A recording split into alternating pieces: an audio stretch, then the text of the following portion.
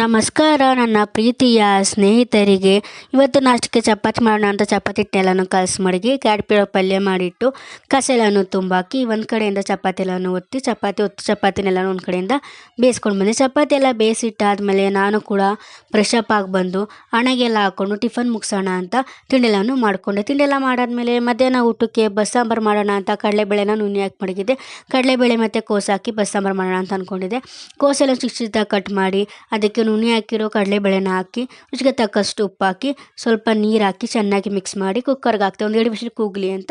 ಅಷ್ಟೊತ್ತಿಗೆ ಈ ವಿಷಯ ಎಲ್ಲ ಕೂಗೋಷ್ಟು ಈ ಕಡೆ ಒಂದು ಪ್ಲೇಟಲ್ಲಿ ಸ್ವಲ್ಪ ಹುಣಸೆಹಣ್ಣು ತೊಗೊಂಡು ನುಣ್ಣಗೆ ಹಾಕಿದೆ.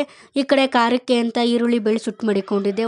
ಒಂದು ಎರಡು ಬೆಳ್ಳುಳ್ಳಿ, 3 ಈರುಳ್ಳಿ, ಸ್ವಲ್ಪ ಕಾಯಿ, ಒಗ್ಗರಣೆಗೆ ಚಿಕ್ಕ ಚಿಕ್ಕದಾಗಿ ಕಟ್ ಮಾಡ್ಕೊಂಡಿರೋ ಈರುಳ್ಳಿ ಇಷ್ಟನ್ನು ಕೂಡ ಹಾಕ್ಕೊಂಡು ಒಂದು ಕುಕ್ಕರ್ಗೆ ಎಣ್ಣೆ, ಸಾಸಿವೆ, ಈರುಳ್ಳಿ, ಮೆಣಸಿನ್ಕಾಯಿ ಮತ್ತು ಬೇಯಿಸಿ ಮಾಡಿಕೊಂಡಿರೋ ಕೋಸನ್ನ ಹಾಕ್ಕೊಂಡು ಒಗ್ಗರಣೆಗೆಲ್ಲ ಕೊಟ್ಟು ಅದೇ ಕುಕ್ಕರ್ಗೆ ಎಣ್ಣೆ, ಸಾಸಿವೆ, ಸ್ವಲ್ಪ ಕೆಚ್ಚು ಮಾಡಿಕೊಂಡಿರೋ ಈರುಳ್ಳಿ ಮತ್ತು ಬೆಳ್ಳುಳ್ಳಿನ ಹಾಕಿ ಖಾರದ ನೀರನ್ನ ಹುಯ್ದು ಎಷ್ಟು ಬೇಕಷ್ಟು ಉಪ್ಪು ಹಾಕಿ ಸ್ವಲ್ಪ ಹುಣಸೆಹಣ್ಣು ಹುಳಿಬಿಟ್ಟೆ.